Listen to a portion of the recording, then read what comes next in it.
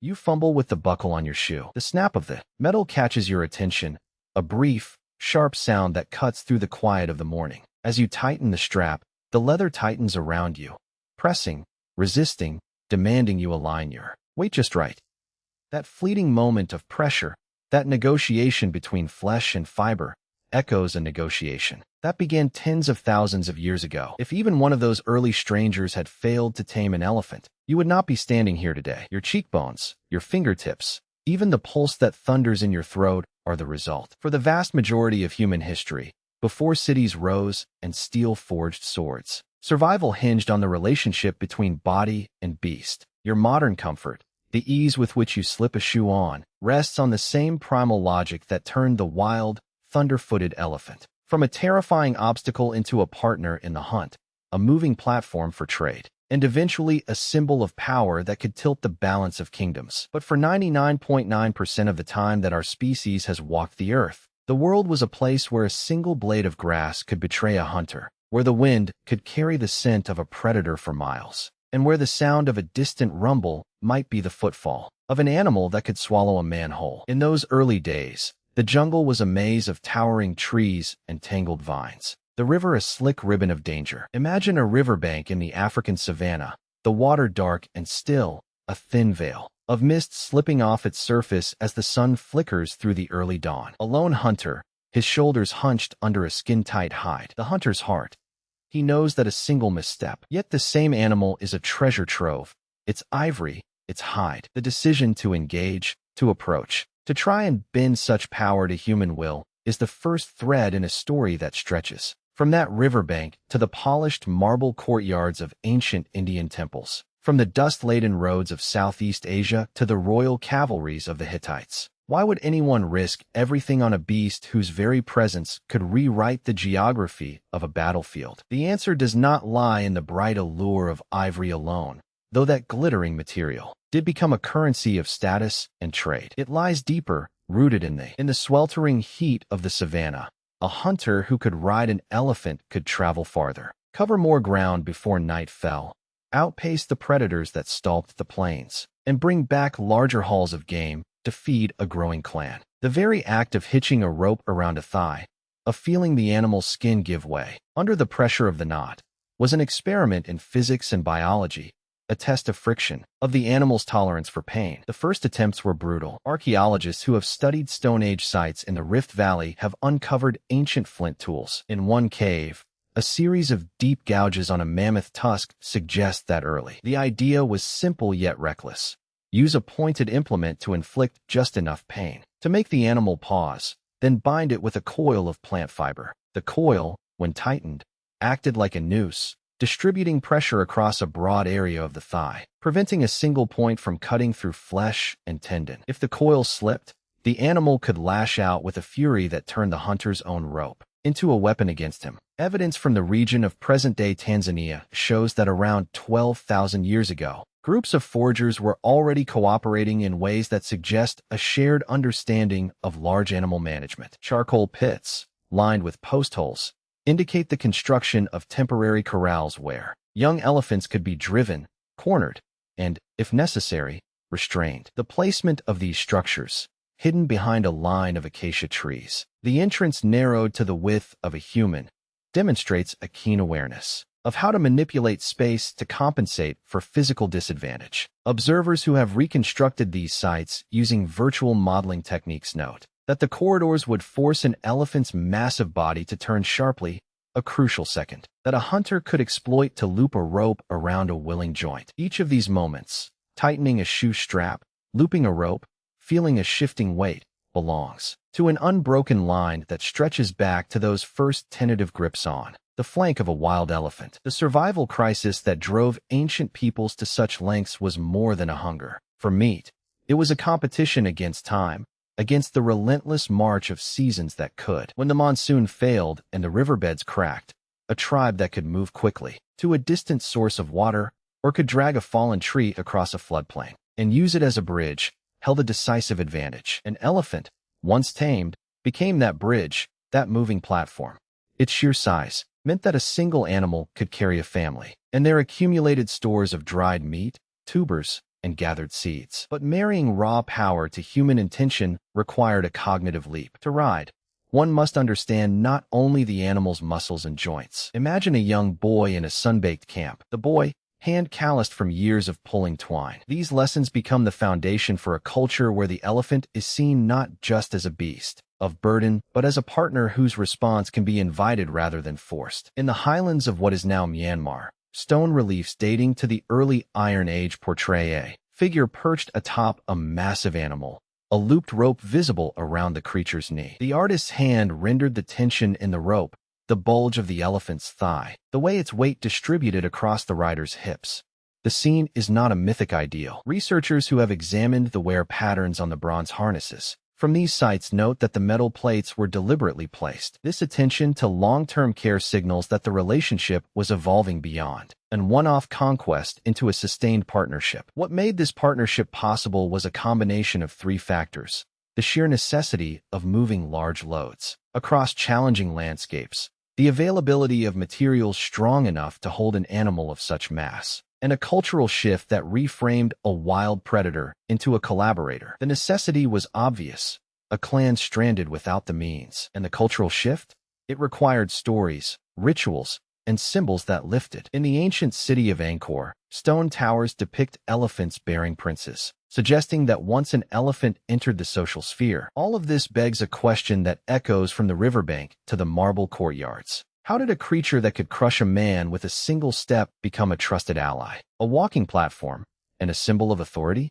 The answer is not a single invention, but a cascade of small, desperate experiments.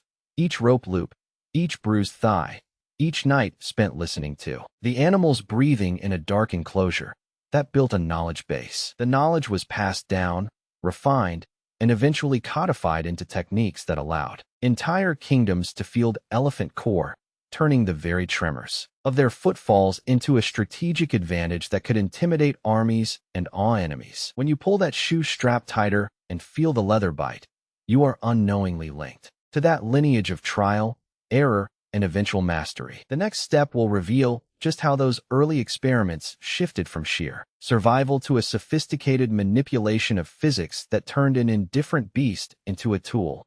Yet, the story does not stop there. A surprising discovery about the very nature of the rope itself, hidden in a burial site. How could you step out into the heat of the late afternoon, the sun painting the mudslick riverbank a fierce orange? A low, rumbling growl rolls across the water, the sound of a storm-swollen river clawing its way through the valley. The tribe's camp lies on a narrow strip of dry ground, the only refuge between a floodplain that will soon be a treacherous lake. The men have already load-shuffled the dried tubers onto a sled of split bark. An elephant, still a wild phantom on the horizon, cannot be summoned. Its massive feet would sink into the mire, and the cries of calves echo from the far side, warning that the herd is already on the move. Your mind flicks back. The fibers are not the thick, rope-like vines you would expect to hold an elephant's thigh. They are slender, tightly twisted strands of a climbing palm. Researchers who have examined the microscopic. The implication is startling. In the mud-caked darkness of the night, a young woman named Lila crouches beside a fallen log, her palms bruised from pulling raw fiber from the forest floor. She knits the slender strands together, looping each over the next in a braid that feels surprisingly supple under her fingers. When she pulls the finished cord taut, it sighs, a soft snap that reverberates like a whispered promise. Lila's eyes flash with an idea that has never been recorded in any oral tradition. She could turn the very elasticity of the rope into a springy support, a tension-based bridge that would hold. She gathers a handful of the pliant cords, drapes them over two sturdy trees that rise like sentinels. The rope sags in the middle. Then, as the first traveler steps onto the woven mat of bark, the cords stretch, storing the energy of his weight like a coiled spring. The moment his foot lifts, the rope rebounds, lifting him a fraction higher and reducing the strain on his legs. With each successive footfall, the tension ripples through the cord, creating a rhythmic, almost musical pulse. The bridge holds, the sled glides, and the tribe makes it to the dry ridge before the flood. How could a strand of palm fiber, so delicate to the eye, bear the weight of a person and a load of food across a raging river? The answer lies not merely in the choice of plant, but in the way the rope was twisted. By rotating the fibers at a precise angle, the ancient weavers produced a composite material whose elasticity could be fine-tuned. The tighter the twist, the more the rope behaved like a spring. This subtle engineering, hidden in the fibers of a burial site, suggests a level of material science. Archaeologists have uncovered similar evidence at a high-altitude site in the Zagros Mountains, where a stone slab bears the impression of a tightly wound cord that, when examined, shows the same helical pattern as the Lao fibers. Radiocarbon dating places those impressions at roughly 6,000 years ago, a period when the local climate was shifting toward drier conditions. Ethnobotanists studying living descendants of those ancient peoples note that the same climbing palm still thrives in the region, its fibers prized for their stretchiness in traditional hammock making. Experiments in experimental archaeology have recreated cords. The recreated cords consistently support up to 5. The ripple. In the dusty plains of central Anatolia, a series of limestone caves contain wall paintings of hunters with elongated bows, their strings drawn not from animal sinew, but from twisted plant cords. The depictions show the cords under tension. The implication is that early peoples were exploiting the stored energy in these cords to amplify their own strength, turning a simple fiber into a lever that could extend the reach of human power. Such an insight reshapes the story of how early humans began to dominate large beasts. The elephant, once a terrifying, uncontrollable titan. By attaching a series of elastic cords around the animal's limbs, early tamers could create a cushioning effect, allowing the animal to shift its weight without feeling a sharp, painful bite from a plain rope. This softening of the bind meant that a single rider could stay on the animal's back for longer periods, gaining the confidence to steer rather than merely hitch. When the monsoon season returned, the river swelled again,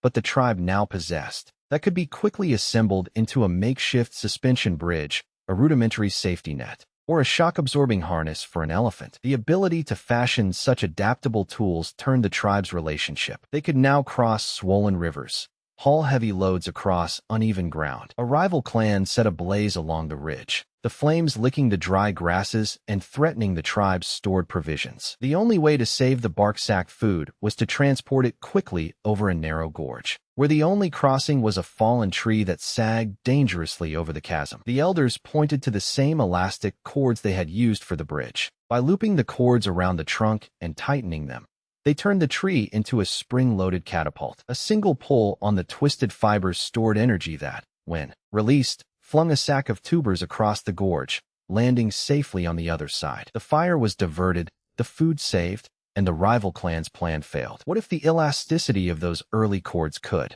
have done more than lift sacks or span streams? Could a similar principle have been applied to the very act of riding an elephant, converting a human's limited strength into a force capable of guiding a creature that weighed several tons? The thought lingers like a spark over a dry leaf, waiting for the next piece of evidence to settle the question. Burial pits in the lowlands of the Mekong Delta have yielded small, polished stone discs placed alongside bundles. The discs, researchers suggest, by slipping a disc onto a cord and pulling, the cord's stretch would increase. In some graves, the discs are paired with bronze pins that show wear patterns, consistent with repeated friction against a cord, hinting at a repeated, ritualized practice of using the elastic rope as an assistive device. These clues converge on a single, counterintuitive twist: the mastery of elasticity in plant fibers, a technology first glimpsed in a burial site, may have been the hidden catalyst that allowed early peoples not only the animal's massive size, once a barrier, became a platform when the humans could cushion its movements, store kinetic energy, and amplify their own limited strength through the springiness of cord. The rope ceased to be a mere binder. It became a dynamic partner in the dance between flesh and beast. As the night deepens, the river's roar fades. The firelight flickers across the woven cords stretched out over the ground, each strand a silent testament to a breakthrough that reshaped the course of human history. The final piece of the puzzle lies waiting, buried beneath layers of earth and time. A fragment of bark. The question remains, what else did this quiet,